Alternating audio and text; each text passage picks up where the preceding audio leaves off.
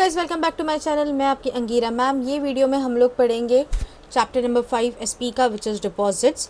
तो यहाँ पे डिपॉजिट का मतलब क्या होता है, ऑलरेडी हम लोगों ने शेयर्स एंड डिबेंचर्स के बारे में काफ़ी हद तक पढ़ चुके हैं। तो यहाँ पे डिपॉजिट क्या होता है, डिपॉजिट जो हम लोग कॉमन पब्लिक से कुछ भी पैसा लेते हैं हमारी कंपनी के लिए, it is a type of investment for the common people. And हमारे लिए वो क्या होता है, एक टाइप ऑफ फंड्स होते हैं जिससे हम लोग बिजनेस हमारा चला सकते हैं। तो ये फंड जो होता है वो लिमिटेड पीरियड के लिए होता है। तो इसका इंट्रोडक्शन क्या है, a company can raise funds by accepting the deposits. मतलब डिपॉजिट एक्सेप्ट करेंगे कॉमन पब्लिक से, वो एक तो पब्लिक में होगा या फिर ओन फंड। पब्लिक मतलब जो हमारे इन्वेस्टर्स है, और ओन फंड मतलब जो हमारे शेयर होल्डर्स है। दोनों में से कोई भी हो सकता है या दोनों भी पार्टली हो सकते हैं। इसमें फंड्स कैसे होंगे, तो ये एज कम्पेयर टू शेयर्स और डिबेंचर्स में जितना हमारा खर्चा आएगा या फिर डिविडेंड वगैरह पे ऑफ करने का ये रहता है, उससे एज कम्पेयर यहाँ पे कम या फिर चीपर होता है। ठीक है। So no dilution of control, unlike the shares are accepting the deposits not given for the voting rights. ये जो डिपॉजिट जो भी पब्लिक डिपॉजिट करते हैं, ना कि शेयर्स में, बट नॉर्मल डिपॉजिट जब भी कंपनी इन्वेस्टमेंट या फिर कुछ भी डिपॉजिट अगर कंपनी में कर रही है, तो वो टाइम पे वो लोगों को कोई भी राइट्स कंपनी प्रोवाइड नहीं करती है। तो एक्सेप्टेंस दो पार्ट्स में होते हैं, एक होता है मेंबर्स के लिए और एक होता है पब्लिक के लिए। सो मेंबर्स में 3 पार्ट्स है, private, public and eligible public. और पब्लिक में सिर्फ गवर्नमेंट और एलिजिबल पब्लिक, ऐसे 2 पॉइंट्स है। सो एक एक जाते हैं। Acceptance of the deposit in the different types of companies. मतलब अभी नहीं देखा जाए तो हमारे पास अलग अलग टाइप्स के कंपनीज होते हैं, तो हर कंपनी हमारे डिपॉजिट्स किस हिसाब से एक्सेप्ट करेगी, ये यहाँ पे हम लोग देखेंगे। सो यहाँ पे फर्स्ट ऑफ ऑल जो डिपॉजिट्स होते हैं वो शॉर्ट टर्म पीरियड के लिए होते हैं। अप्रॉक्सीमेटली 6 मंथ्स टू 36 मंथ्स के बीच में हम लोगों को वो रखने पड़ते हैं। उसके बाद वो मैच्योर्ड हो जाते हैं, या फिर जो भी सिचुएशन कंपनी प्रोवाइड करेगी और हम लोग क्या सिलेक्ट करते हैं उस पर डिपेंड करता है। इसमें रिस्ट्रिक्शंस भी होते हैं काफ़ी हद तक। तो पहले हम लोग देखते हैं प्राइवेट कंपनी के बारे में। जो प्राइवेट कंपनी के जो भी डिपॉजिट्स होते हैं वो शेयर होल्डर्स, डायरेक्टर्स और फ्रेंड्स एंड रिलेटिव्स के अंदर ही वो पब्लिक डिपॉजिट्स इशू किए जाते हैं। वाइल पब्लिक में कॉमन पीपल मतलब मेंबर्स हो गए, डायरेक्टर्स हो गए, even eligible to common public, मतलब हम लोग भी कोई भी कंपनी, अगर पब्लिक कंपनी है तो कोई भी कंपनी में हम लोग भी क्या कर सकते हैं, डिपॉजिट्स में इन्वेस्ट कर सकते हैं। अभी देखते हैं eligible for public company. Public company में शेयर होल्डर्स और जनरल पब्लिक हर कोई इसमें डिपॉजिट्स में इन्वेस्ट कर सकता है। अब इनके एलिजिबिलिटी क्राइटेरियाज क्या है, तो क्राइटेरिया में पहला आता है कि नेटवर्थ कितना होना चाहिए, 100 करोड़ या उससे ज़्यादा होना चाहिए। टर्नओवर 500 करोड़ या उससे ज़्यादा होना चाहिए। Has obtained the approval from the share holders by the special resolution. मतलब एजीएम मीटिंग्स जो होती है हमारी, उसमें जो भी हमारे रिजोल्यूशंस पास होते हैं उसमें ये इस क्वेरी के रिलेटेड सोल्यूशन या फिर ये सब कुछ डिस्कस होने के बाद ही होता है। द टर्म्स एंड कंडीशंस क्या है फॉर एक्सेप्टेंस ऑफ डिपॉजिट, मतलब अगर एज अ कंपनी मेरे को डिपॉजिट एक्सेप्ट करना है तो उसके मेरे टर्म्स एंड कंडीशंस क्या है। तो ये सारे टर्म्स एंड कंडीशंस हमारे कंपनीज एक्ट 2013 के अंडर वर्क करते हैं, जिसमें रूल 2014 के हिसाब से होता है और गाइडलाइंस आरबीआई देती है। तो पहला है अमाउंट ऑफ डिपॉजिट, मतलब हम लोग क्या कर सकते हैं, अमाउंट कितनी डिपॉजिट हो सकती है इट्स अ पब्लिक डिपॉजिट। तो जब भी प्राइवेट कंपनी की सिचुएशन आती है तो डिपॉजिट्स कौन कौन एक्सेप्ट कर सकता है, members like directors and relatives and all, या फिर मेंबर्स ऑफ द कंपनी। 100% मतलब जितना मैंने डिसाइड किया है कि जितना पब्लिक ऑफर आएगा उतना 100% हम लोगों को क्या करना पड़ेगा, वो पब्लिक डिपॉजिट हमें मार्केट में लाना पड़ेगा। तो ये प्राइवेट कंपनी का हो गया, जितना भी मार्केट में हम लोगों ने डिसाइड किया पब्लिक डिपॉजिट आने वाला है वो पूरा का पूरा उनको लाना कंपलसरी है। तो अभी पब्लिक कंपनी का क्या होता है, पब्लिक कंपनी में जो भी मेंबर्स कोई भी मेंबर हम लोग क्या डिपॉजिट एक्सेप्ट कर सकते हैं। Maximum 35 paid up share capital and reserves, मतलब मेरा जितना शेयर्स है पेड अप मतलब 10 रुपये का शेयर है, 10 में से 7 रुपये अगर कंपनी को आ गया तो that is known as paid up shares. और फ्री रिजर्व जितना है उसका सिर्फ और सिर्फ 35% ही कंपनी क्या कर सकती है, पब्लिक कंपनी क्या कर सकती है, पब्लिक डिपॉजिट इशू कर सकती है। ठीक है। सो आते हैं eligibility of public company. Public company की तो 35% ऑलरेडी हम लोगों ने देख लिया था, और जो कॉमन पब्लिक है वही कर सकते हैं, मतलब डिपॉजिट एक्सेप्ट कर सकते हैं। पब्लिक और टेन्योर डिपॉजिट क्या है, मिनिमम मैंने ऊपर ही बोला था 6 मंथ्स एंड 36 मंथ होगा। एक्सपेक्टेशन क्या है, companies can accept deposit for 3 months minimum only in the special cases, मतलब कई शॉर्ट टर्म फाइनेंसेस वगैरह होंगे तो 3 मंथ्स वगैरह भी एक्सेप्टेबल है, वरना अदर देन दैट अगर वो स्पेशल सिचुएशन नहीं है तो minimum 6 month maximum 36 month that is 3 years तक वो हो सकता है। फिर आते हैं the total amount of such short term deposits can not exceed 10% of the companies paid up capital. मतलब जितना भी मेरा पेड अप शॉर्ट टर्म है या फिर जितना भी मेरा अमाउंट शॉर्ट टर्म डिपॉजिट में है वो 10% से ज़्यादा होना नहीं चाहिए। Can not exceed the 10% of the paid up capital. मतलब मेरा जितना पेड अप कैपिटल है या फ्री रिजर्व्स है वैसे उसका 10% अमाउंट, उससे ज़्यादा वो नहीं होना चाहिए। फिर आते हैं प्री मैच्योर रीपेमेंट। मतलब the amount if requested by the depositors renewal of the depositors considers the fresh deposit. मतलब क्या कि अभी अगर इसमें क्या रहता है कि 6 मंथ्स टू 36 मंथ्स के लिए मैं इन्वेस्ट करती हूँ, तो इसमें क्या होगा कि ये एक मैच्योरिटी डेट के साथ आता है। तो ये मैच्योरिटी डेट के पहले अगर मैं वो पैसा निकालना चाहती हूँ तो वो टाइम ऑटोमेटिकली फ्रेश डिपॉजिट हो जाएगा। मतलब वो निकल गया तो ख़त्म हो जाएगा, अभी नेक्स्ट टाइम वापस फ्रेशली आ जाएगा। नो डिमांड डिपॉजिट, मतलब इसमें कोई भी टाइप का रीपेमेंट या फिर कोई भी टाइप का डिमांड के हिसाब से थोड़ा थोड़ा पैसा पे ऑफ नहीं हो सकता। फिर आते हैं सिक्योर्ड एंड अनसिक्योर्ड। सिक्योर्ड मतलब जिस पे गारंटी है, मतलब कंपनी अगर कल बंद भी हो रही है तो बंद होने के टाइम पे कुछ ना कुछ सेल आउट असेट वगैरह सेल आउट करके मेरा जो डिपॉजिट है उसका पैसा विदिन 30 डेज पे करती है, तो वो होता है सिक्योर्ड। अगर वो पे ऑफ नहीं कर पाती है तो वो हो जाता है अनसिक्योर्ड।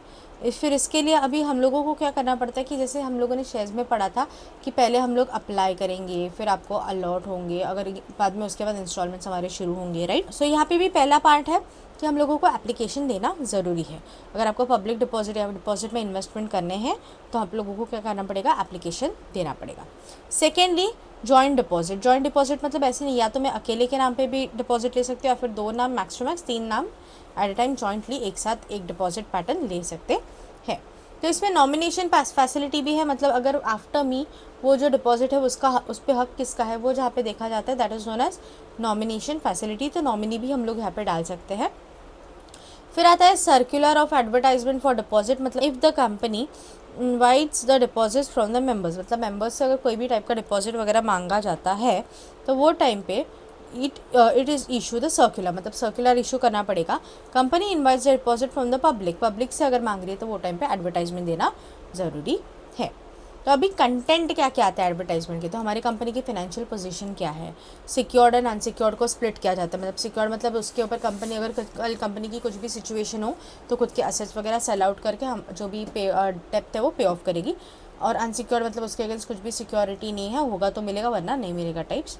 क्रेडिट रेटिंग कितना है, स्कीम डिटेल्स क्या है, मतलब वो किसके पब्लिक डिपॉजिट्स जो है उसकी टेन्योर क्या है, पेमेंट कैसे होगा, टैक्सेस के मतलब टर्म्स एंड कंडीशंस क्या है। फिर अगर ऑब्वियसली जैसे डिबेंचर में डिबेंचर ट्रस्टी होता है तो यहाँ पे डिपॉजिट ट्रस्टी को बिठाया जाता है, वो सारी चीज़ें हैंडल करता है। फिर आता है pending dues of the past deposits. मतलब पास्ट डिपॉजिट के जो भी पेंडिंग ड्यूज़ है, कुछ भी मतलब पास्ट डिपॉजिट कुछ आया होगा, उसके पैसे पूरा नहीं आया, इंस्टॉलमेंट में आ रहा है बट लास्ट इंस्टॉलमेंट नहीं आया वगैरह कुछ, तो वो टाइम पे क्या कर सकते हैं क्या नहीं, वो सब देखा जाएगा। तो फिर आता है filing with the ROC। ROC is registered of the company.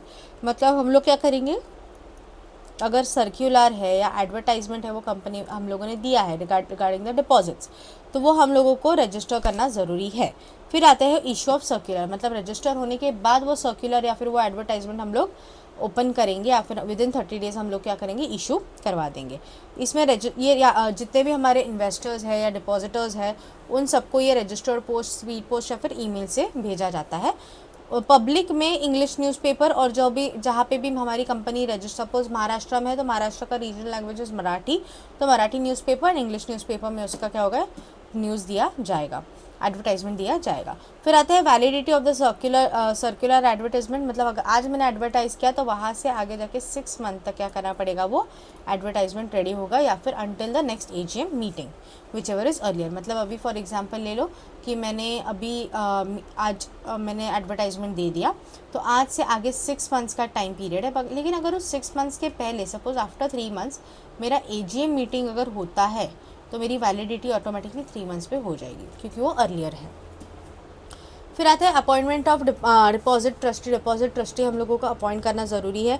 ये किस बेसिस पे होता है, तो public company and the eligibility of public companies must appoint the deposit trustee before accepting the secure deposit. मतलब सिक्योर डिपॉजिट एक्सेप्ट करने के पहले ही हम लोगों को क्या करना पड़ेगा, ट्रस्टी या फिर डिपॉजिट ट्रस्टी को अपॉइंट करना पड़ेगा। The company enters the trust deed for the at least 7 days before the issuing circular advertisement. मतलब सर्कुलर एडवर्टाइजमेंट देने के सर्कुलर या फिर एडवर्टाइजमेंट, अब कंपनी क्या करेगी, ट्रस्ट डीड को ट्रस्ट डीड्स या फिर कोई भी कंपनी एंटर करती है एडवर्टाइजमेंट या फिर सर्कुलर देने के, तो उसके 7 days के पहले ही हम लोगों को ट्रस्टी अपॉइंट करना ज़रूरी है। Role of the deposit trustee क्या है, तो वो सारी चीज़ें, इंटरेस्ट कैसे जाएगा, किसी के साथ फ्रॉड ना हो, मीटिंग्स अटेंड हो, मीटिंग में क्या डिस्कशन हुआ, ये सारी छोटी मोटी चीज़ों पे वो ध्यान देगा। नेक्स्ट आता है creating a charge on assets. मतलब हमारी जो असेट्स है, मतलब उसको सिक्योर डिपॉजिट, मतलब कल जाके अगर कंपनी लॉस में चली जाती है तो वो असेट सेल करके वो डिपॉजिटर्स को हम लोग क्या करेंगे, पैसा पे ऑफ कर देंगे। लेकिन ये सिर्फ और सिर्फ टैंजिबल असेट्स पे लगता है, मतलब लाइक फर्नीचर हो गया, गाड़ी हो गई, और वो 30 days के अंदर वो एक्सेप्ट होना ज़रूरी है। ये जो चार्ज होता है इक्वल और more than the unsecured portion of the deposit. इसका मतलब क्या है कि इस पर जो चार्ज लगता है, मतलब अगर मेरा 10,000 का डिपॉजिट है तो 10,000 में से एटलीस्ट वो 5,000 या उससे ज़्यादा का ज़्यादा भी हो सकता है या फिर कम भी हो सकता है। मतलब बेसिकली अनसिक्योर्ड जिसका उसका इक्वल या हाफ हो सकता है, इक्वल या मोर हो सकता है। फिर उसके फेवर जो है डिपॉजिट ट्रस्टीज़ के फेवर में होता है। इसमें इंश्योरेंस भी निकाला जाता है, required at least 30 days before issuing the circular और एडवर्टाइजमेंट। मतलब अगर इंश्योरेंस इशू करवाना है तो 30 days के बिफोर ही होगा। डिपॉजिट प्लस इंटरेस्ट इज़ ₹20,000 और less the deposit is mandatory. मतलब डिपॉजिटरी मतलब क्या हुआ, 20,000 से कम अगर मेरा इंटरेस्ट और डिपॉजिट हो रहा है तो वो टाइम पे इंश्योरेंस कंपलसरी है। उसके बाद आता है credit rating requirement. Credit rating requirement क्या क्या है, तो एवरी ईयर हमारी जो क्रेडिट रेट है वो देखी जाती है, उस हिसाब से पब्लिक डिपॉजिट के डिसीजंस लिए जाते हैं। ये डिस्क्लोज करता है कि मेरा सर्कुलर और एडवर्टाइजमेंट के हिसाब से कैसे वर्किंग है। एजेंसीज कौन कौन है जो ये सब इवेल्युएट करता है, तो net worth, liquidation position, ability to repay the deposit. मतलब क्या कि मेरी कैपेसिटी है क्या पे ऑफ करने की, और उसके बाद मेरा नेटवर्थ कितना है, और मैं लिक्विडिटी पोजीशन में कितना, मतलब अगर ज़रूरत पड़े तो मैं कितने टाइम में लिक्विडेट कर सकता हूँ। फिर आता है deposit for the repayment of reserves account. Reserves क्या होता है, इमरजेंसी के लिए बाजू में रखे हुए पैसे होते हैं। तो डिपॉजिट रीपेमेंट रिजर्व्स अकाउंट क्या करता है, तो company must deposit 20% of the deposit in the maturing in the next year into deposit repayment reserves. मतलब 20%, तो जितना भी डिपॉजिट उसका 20% तो नेक्स्ट ईयर के लिए कैरी फॉरवर्ड किया जाता है। ये एवरी ईयर 30 अप्रैल के पहले होगा। इसका पर्पस क्या है कि फ्यूचर में कुछ भी ज़रूरत पड़े तो हमारे पास फंड अवेलेबल होने चाहिए, या फिर डिपॉजिटर्स का जब एक्सपायरी आता है तो एटलीस्ट थोड़ा बहुत पैसा वो टाइम पे रीपेमेंट के वक्त हमारे हाथ में होना चाहिए, इस पे ध्यान दिया जाता है। फिर आता है इशॉन्स ऑफ डिपॉजिट। मतलब डिपॉजिट की इशू कैसे होगा, तो वो जो रिसिप्ट उसके मिलता है, जैसे डिबेंचर और शेयर्स में सर्टिफिकेट मिलते हैं, यहाँ पे एक रिसिप्ट मिलती है, वो विदिन 21 days हम लोगों को प्रोवाइड की जाती है, जिसमें हमारा नाम, हमारा एड्रेस, डिपॉजिटर्स कितना अमाउंट डिपॉजिटेड है, इंटरेस्ट कितना है, मैच्योरिटी कितना है, लाइक 6 months to 3 years है, मतलब 36 months है। तो सपोज़ मैंने 18 months का डिपॉजिट लिया तो मेरा मैच्योरिटी डेट आफ्टर 18 months का होगा। तो ये सारी चीज़, और जिसने लिखा है, बनाया है, उसका ऑथराइजेशन का सिग्नेचर लगेगा। तो अभी रजिस्टर करना है, मतलब डिपॉजिट अगर किसी ने इशू किया तो उसको रजिस्टर करना भी ज़रूरी है। तो रजिस्टर किस हिसाब से करेंगे, the company must maintain the separate registered deposit. मतलब क्या, उनको एक दूसरा बुक या फिर दूसरा अकाउंट हैंडल करना पड़ेगा जिसमें हम सारी डिटेल्स विदिन 7 days होनी चाहिए। मतलब अगर एज अ डिपॉजिटर मैंने कुछ भी ट्रांजैक्शंस किया होगा तो विदिन 7 days उसके ट्रांजैक्शंस की पोस्टिंग्स वहाँ पे होने ज़रूरी है। फिर आते हैं रिटर्न्स हो गए, तो डीपीटी फॉर्म डीपीटी 3 के अंडर, जिसमें एवरी ईयर बिफोर 30 जून को हम लोगों को क्या करना पड़ता है, एनुअल रिटर्न्स फाइल करना पड़ता है। और इसके जो भी डिपॉजिट्स होते हैं वो आउटस्टैंडिंग रहेंगे अप टू 31 मार्च। मतलब जो भी आउटस्टैंडिंग है वो हम लोगों को रिटर्न करना पड़ेगा या तो प्रोवाइड करना पड़ेगा। बस फिर आता है इंटरेस्ट ऑन डिपॉजिट। मतलब हम लोगों को डिपॉजिट्स वगैरह हम लोग जब इशू करते हैं, शेयर्स पे डिविडेंड मिल जाता है, डिबेंचर्स पे इंटरेस्ट मिलता है, वैसे पब्लिक डिपॉजिट पे भी हम लोगों को इंटरेस्ट ही मिलता है। तो इसका मैक्सिमम रेट 12% ये साल हम लोगों को आरबीआई ने दिया हुआ है। प्री मैच्योर रीपेमेंट क्या है, अगर मैंने सपोज 18 months का मेरा डिपॉजिट है, पर मैं विदिन 15 months ही वो क्या करी हूँ, इशू करी हूँ, तो मैं टाइम पीरियड के पहले करी तो 1% का मेरे को कम इंटरेस्ट, मतलब अगर मेरे को 10% मिल रहा है उसके बदले मेरे को सिर्फ कितना मिलेगा, 9% ही प्रोवाइड किया जाएगा। पेनल्टी इस पे है, अगर मैं कंपनी रीपे करना फेल हो जाती है तो 18% तक इंटरेस्ट आपको पे कर सकती है। ऑल्ट्रेशन क्या है टर्म्स एंड कंडीशंस में, once deposits are affected, company cannot change the terms and conditions, deposit trustee deed और deposit insurance contract. मतलब एक बार वो एक्सेप्ट हो गया तो उसके बाद उसमें कुछ भी चेंजेस हम लोग नहीं कर सकते. फिर आता है disclosure of the financial statement. मतलब हम लोगों को पब्लिक डिपॉजिट के टाइम पे हमारी जो फाइनेंशियल स्टेटमेंट है या फिर हमारी जो फाइनेंशियल पोजीशन है वो भी डिस्क्लोज करना बहुत ज़रूरी है. Private companies must disclose the deposits received from the directors and their relatives. मतलब प्राइवेट कंपनी को सारे के सारे डिपॉजिट डिस्क्लोज करने पड़ेंगे. किसके सामने? डायरेक्टर्स और रिलेटिव्स के सामने, जो लोग वहाँ पे इन्वेस्टर्स के नाम पे या पब्लिक डिपॉजिट के नाम पे अवेलेबल है. अभी पनिशमेंट क्या है? फॉर एग्जांपल ले लो कि डिपॉजिट में कुछ फ्रॉड हुआ या कुछ प्रॉब्लम्स हुए तो अप टू 10 करोड़ की फ़ाइन लग सकती है. उसके अलावा जेल भी हो सकती है 7 साल तक. तो स्पेसिफिक 7 साल तक, ठीक है.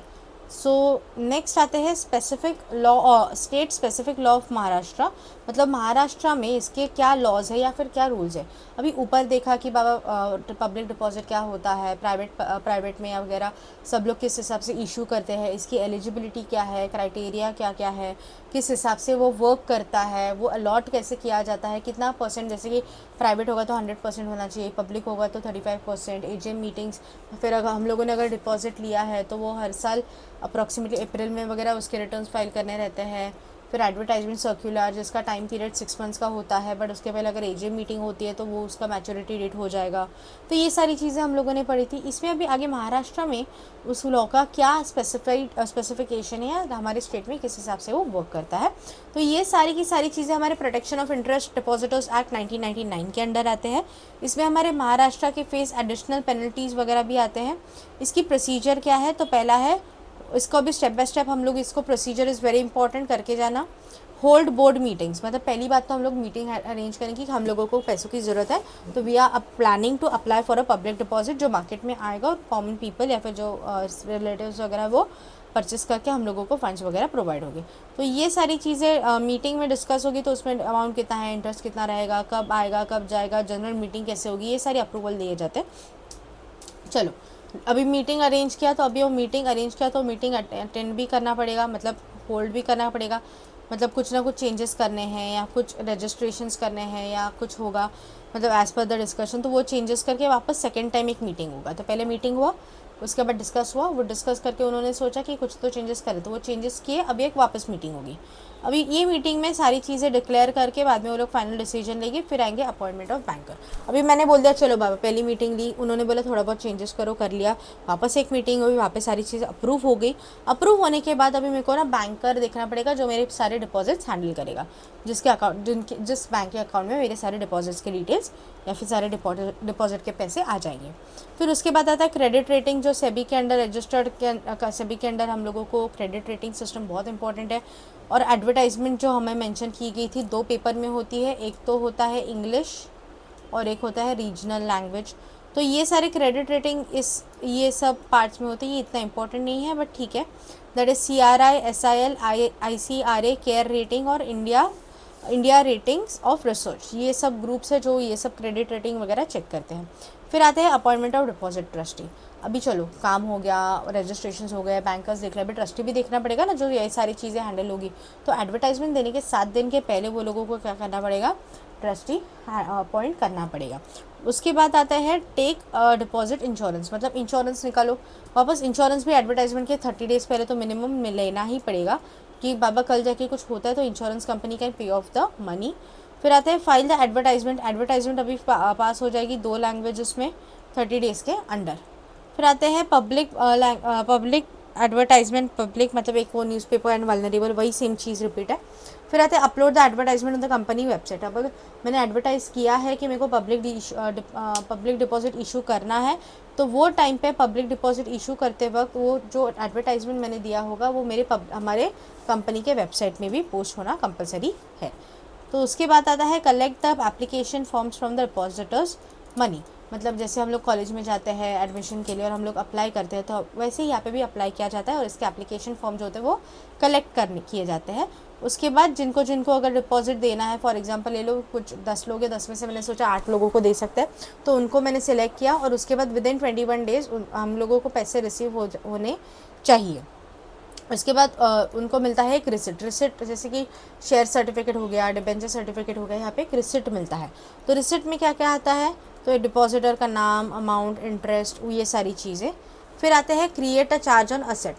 और create a charge on asset मतलब क्या होता है कि बाबा कल जाके कंपनी अगर डूब जा रही है तो एक पर्टिकुलर असेट सेल आउट करके उनके जो भी पैसे रहेंगे उनको रिफंड मिल जाएंगे with in 30 days of acceptance.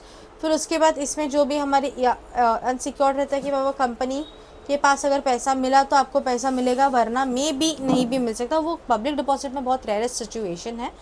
फिर आता है मेंटेन द रजिस्टर्ड डिपॉजिट, मतलब जो भी चीज़ें वहाँ पे हो रही है वो सब रजिस्टर्ड डिपॉजिट में लिखना ज़रूरी है। मतलब 7 डेज़ में डिपॉजिट रिसिट इशू करो या फिर ऑथराइज करो, वेरिफिकेशन करो, ये सारी चीज़ें। फिर आता है फाइलिंग। उसके बाद फाइल करते हैं 30 जून। अगर आप देखोगे तो ऊपर वाला क्वेश्चन और ये क्वेश्चन में ज़्यादा डिफरेंस नहीं था, जो प्रोसीजर्स है वो ऑलमोस्ट सिमिलर ही थी।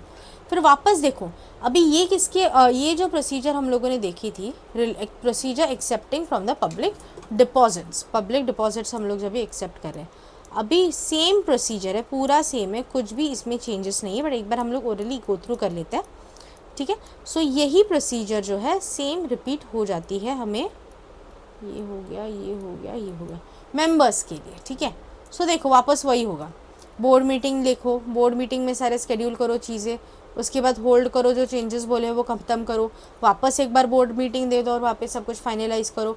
वो फाइनलाइज होने के बाद बैंकर को अपॉइंट करो, बैंकर सारे पैसे वहाँ पे रिसीव होंगे। फिर क्रेडिट रेटिंग देखी जाएगी, जो ये सारे ग्रुप ऑफ पीपल है। उसके बाद अपॉइंट किया जाएगा ट्रस्टी को 7 डेज़ के अंडर। फिर उस डिपॉजिट का इंश्योरेंस निकाला जाएगा एडवर्टाइजमेंट के 30 डेज़ के पहले, और एटलीस्ट 30 डेज़ के पहले। फिर उसके बाद रजिस्टर सर्कुलर होगा 30 डेज़ के अंदर, वो सर्कुलर या फिर एडवर्टाइजमेंट आना चाहिए। फिर वो 30 डेज़ में हम लोगों को मेंबर्स को प्रोवाइड, सिर्फ 1-2 पॉइंट्स अलग है, मतलब अभी वो सर्कुलर जो हम लोगों ने मार्केट में लाया था वो हम लोगों को क्या करना पड़ेगा, मेंबर्स को देना पड़ेगा। यहाँ पे एडवर्टाइजमेंट नहीं आएगा क्योंकि ये मेंबर्स के अंडर है, कॉमन पब्लिक होता तो एडवर्टाइजमेंट आ जाता था। तो ये जो हमारे डिपॉजिटर्स है उनको रजिस्टर्ड पोस्ट, स्पीड पोस्ट और ये ईमेल से ये सारी चीज़ें मिल जाएगी। उनको ऑप्शन होता है पब्लिश करना है न्यूज़पेपर में तो कर सकते हैं, नहीं किया तो भी चलता है। फिर आता है upload the circular to the website, जैसे एडवर्टाइजमेंट आता है वैसे ही ये भी वेबसाइट पे हम लोग ऑफिशियली अपलोड कर देंगे। प्राइवेट हो या पब्लिक हो, दोनों भी uploading is optional for private and the public companies, but जो प्रॉपर पब्लिक कंपनीज़ होते हैं उनको कंपलसरी है। उसके बाद एप्लीकेशन फॉर्म रिसीव करो। एप्लीकेशन फॉर्म रिसीव होने के बाद उनको रिसिट दी जाएगी विद इन 21 डेज़, जिसमें डिपॉजिटर कौन है, क्या है, उसके डिटेल्स क्या, सारी चीज़ें होंगी। फिर आता है क्रिएट चार्ज ऑन असेट्स, जैसे कि सिक्योर्ड एंड अनसिक्योर्ड बोला था ना, कि अगर कंपनी लॉस में जा रही तो वो असेट सेल आउट करके जो भी पैसा आएगा उसमें से उनको ये पैसा देगी, अगर, और अनसिक्योर्ड मतलब जिसके अगेंस्ट कोई भी सिक्योरिटी प्रोवाइडेड नहीं है। फिर आता है maintain the register of the deposit. 7 days के अंदर वो सारे डिपॉजिट्स के जो इंपॉर्टेंट चीज़ें हैं वो सारी की सारी हम लोगों को क्या करना पड़ेगा, डिपॉजिट रिसिप्ट में डालना पड़ेगा। फिर उसके बाद एवरी 30 जून को वो रिटर्न्स वगैरह फाइल करने पड़ेंगे, और returns must be shown in the deposit details before 31 मार्च, मतलब 30 जून को एवरी ईयर क्या होगा, हम लोगों को रिटर्न्स वगैरह फाइल करना पड़ेगा। उसके बाद 31 दिसंबर तक जो भी रिटर्न्स होंगे वो सारे के सारे डिटेल्स हम लोगों को देखना ज़रूरी है। यहाँ पे हमारा चैप्टर नंबर 5 ख़त्म होता है, that is public deposit. Public deposit में दो आंसर्स तो सिमिलर है, एक मेंबर्स एंड पब्लिक का, वही करके जाओ। बस मेंबर्स में सर्कुलर आता है, पब्लिक में हम लोगों को एडवर्टाइजमेंट्स देने पड़ते हैं। बाकी ऑल थिंग इज सिमिलर, वही आंसर है। 2 आंसर्स आपके हो रहे हैं एक बार पढ़ के, सो अच्छे से करना। अगली वीडियो में हम लोग लेंगे चैप्टर नंबर 6, 7, 8 एक साथ लेंगे, जिसमें हम लोग सारे लेटर्स कवर कर रहे हैं, ठीक है। सो कुछ भी डाउट हो तो प्लीज़ कमेंट सेक्शन में बताना। वीडियो अच्छी लगे तो please like, share and subscribe. Thank you.